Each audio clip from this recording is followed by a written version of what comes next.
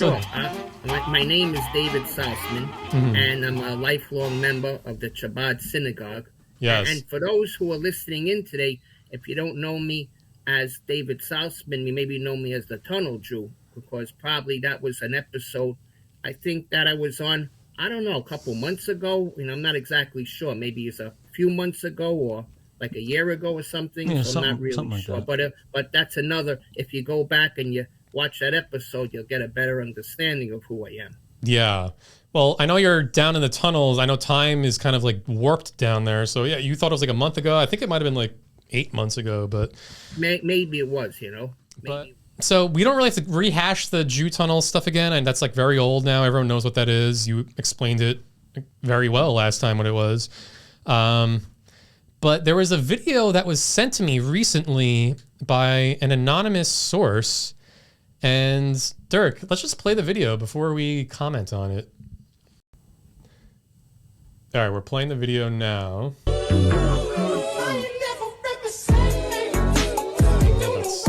I love that song. That was my... Well, I know, but we can't do copyright. But let's watch the video here. So it looks like we're in the Jew tunnels here with the rabbis. But then look at this strange pan. Wait, go back, Dirk. Did it end? This is a cool video. Rewind. Enhance. Zoom. And then pause it when... This guy? Yeah, there's a Chinese guy with these Hasidic Jews and another one there, too, if you pause it here as well. The guy who just turned his head, also Chinese. Asian. Well, I just call all Asians Chinese. But look at this. So looking at blueprints, it looks like they're underground in the Jew tunnels with these rabbis and then an Asian gentleman. So yeah, so I believe what you're looking at is one of our latest initiatives that we're taking on right now. Okay, yeah, tell us about that. Is, I'll tell you a little bit more of that the country of Israel and the country of China, they formed an alliance, and the Chinese are very interested in the tunnels, and now we have an alliance with them, and we're going to be using together, us and the Chinese, we're going to use the tunnels in tandem for a new initiative that we're running. Oh, wow. Wait, so Israel and China are working together in the tunnels? I know it's hard to understand and hard to believe, but yeah, that's the reason. And the real reason is because you know that the Jews and the Chinese, they're the two greatest races in the world. You know that already, don't you, Anthony? True. Yeah. This has also been proven in many scientific studies around the world. So I'm not sure if did you ever have one of those studies? I think I might have sent you one. Dirk, pull up. See if we have any studies on this, Dirk. Studies. Let's see. I mean, David's saying Jews and Chinese are the two greatest races. I had a hunch that was true, but I mean, let's look at the evidence before we jump to any conclusions. Right. Oh, so look at this. Did you get any of those studies? Yeah, we're pulling this up now. The New England Journal of Medicine actually have a headline here. It says, new evidence suggests Chinese and Jews are superior races. So zoom in a little in the abstract here. We don't have to read the whole study. I know these things are like hundreds of pages long, but this says the study aims to explore significant contributions of two distinct groups, Chinese and Jewish communities.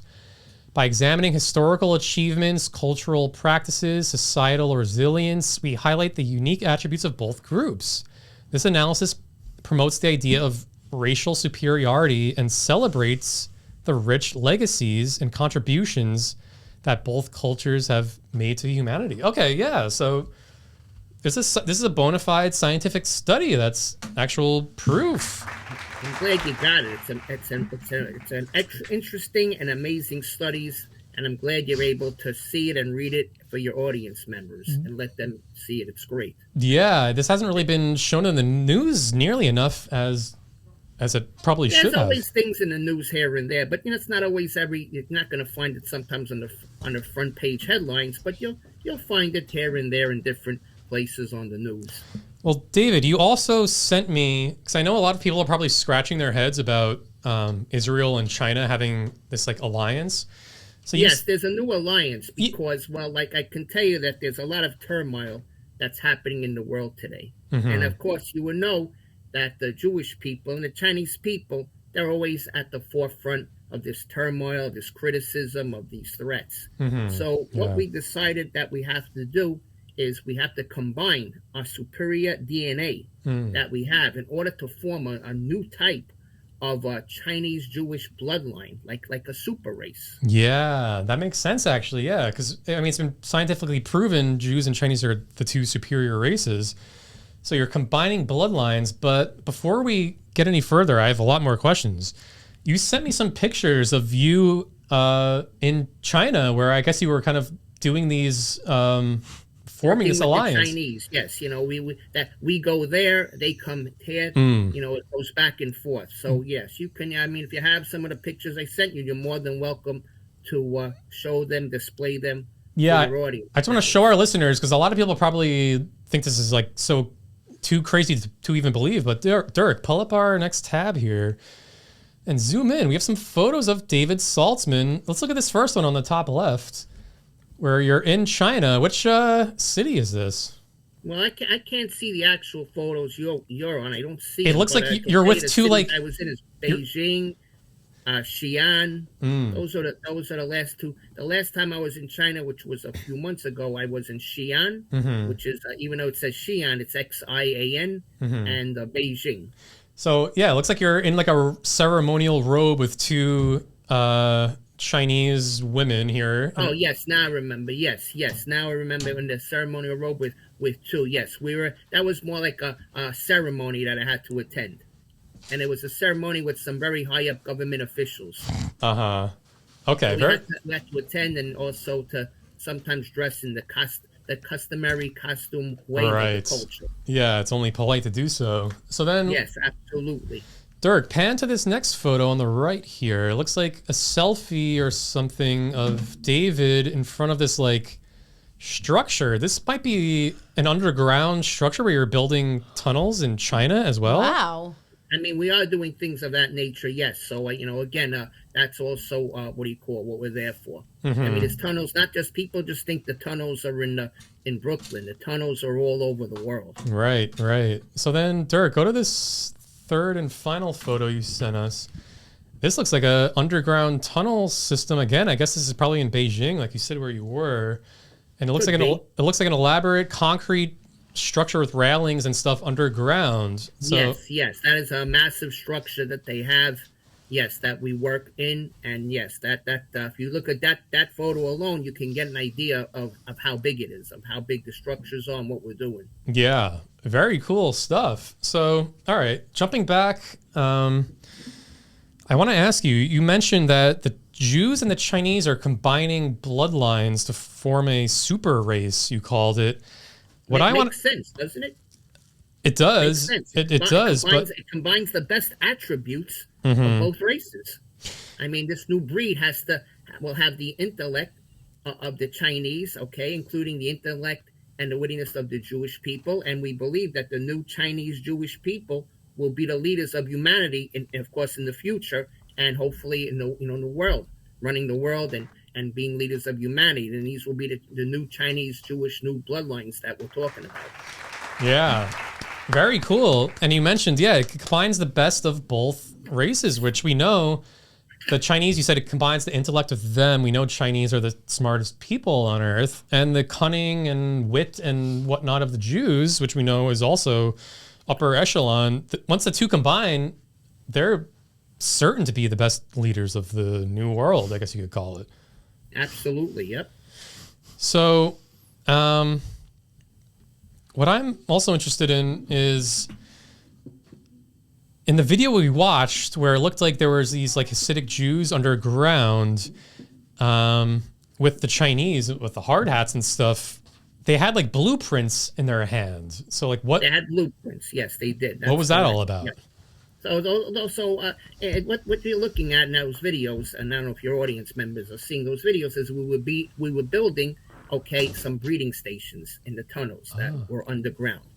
And it's not just happening here in the U.S., it's also happening in China. So it's a combination of things, and we're breeding basically Chinese and Jewish specimens in those tunnels, again, here and abroad. So we built laboratories which in these tunnels to perform certain type of tests on the Chinese and Jewish men and women, and to make sure that they meet our particular standards that we're looking for. You know, we're looking for certain standards, and we want to make sure that the people we pick, the Jewish people and the Chinese people, that they meet those standards, which are very strict standards. We're not just looking for anybody. No. So if they pass the test, if they're able to pass our test of what we're looking for, then we'll schedule them in for the breeding program to make new Chinese Jewish children. Okay. So breeding stations you're building underground. Giselle, I mean, Mexicans are very fertile. Have you ever been in a breeding station before? Does that mean more than one man? Yeah. Yeah. Wow. Very cool. So you might be, well, I know you're not Chinese or Jewish, but maybe they could like get some stem cells from your uterus to help you. Oh, yeah. Yeah, yeah. Okay, you're open to that. I'm open. Yeah. All right. Wide open. There's money involved, right? I'd imagine so, but also not. I mean, I know, David, you guys are frugal. Would you pay Giselle to give some stem cells for like uterus? Absolutely, we would pay. Sure, she looks like she's of the highest quality that there is. Wow.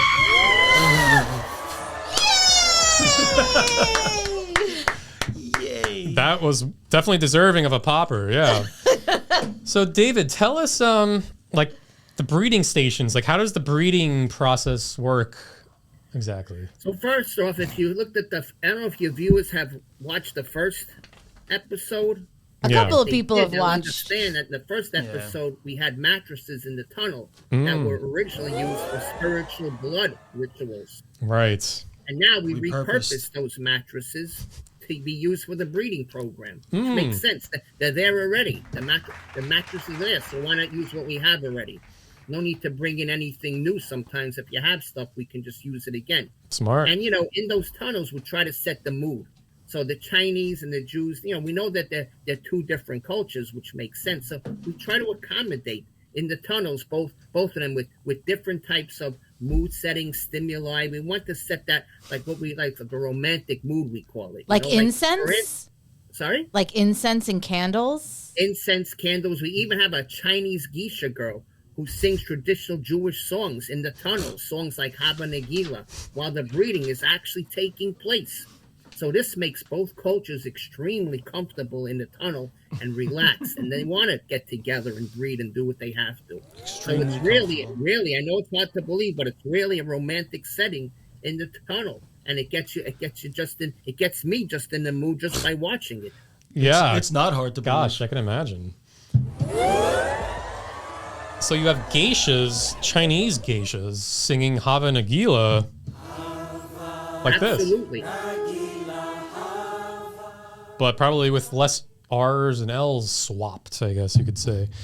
But, okay. So it's a very romantic atmosphere. I can imagine our listeners are probably getting hot and bothered just hearing about these Wait, things. so how do you sign up for it?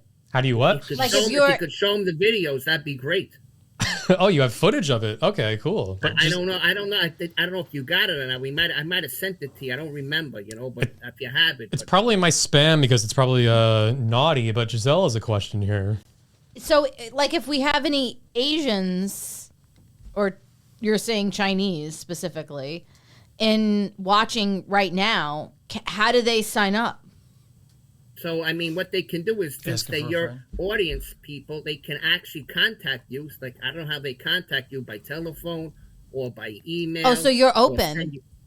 Yeah, so, I mean, let them send you a text or an email with all their information, you know, their name, their address, Social Security, and all their information. And then what we'll do, I'll know, because, especially if they're Asian, we'll send them one of these things here, and it's in Chinese, if you can see it for your members. We'll give them this special Chinese type of badge that they can wear, okay? And it's all in Chinese. So we'll know, like, who would have this? You don't have this type of, only we have it. So they'll be able to wear this when they come in, and we'll know. We'll know. We'll email. We'll send you by FedEx a badge if it's one person, or if it's multiple people. We'll send you multiple badges, and when they wear these badges, okay, they'll be able to be identified, and we'll bring them right into the tunnel. Wow, that's great. I'm glad I asked this question. Tony, what's the email address? TGNTV? tgtntv@yahoo.com. Yeah. So if you guys are suitable sources, Please, yeah, email. yeah, whether you're Jewish, Tell your audience members we're looking for more people. So please, if you can, please to advertise to your audience members that we're looking for a lot more people for the breeding programs. Okay. Just move it. I mean, that's the least we can do. No, I appreciate that. They can call in too. So after we're done with you, we'll take the calls if anybody is interested. Yes, and then you have Tony has my information. He'll just send me all of that, and then once we get it, we'll send them out. We'll either ship it to Tony, the badges, and he could ship it to your clients, depending how you want to work that, or we could ship it to them directly. That's great. Incredible. Yeah, we'd love that, David. Thank you so much. One is the way that you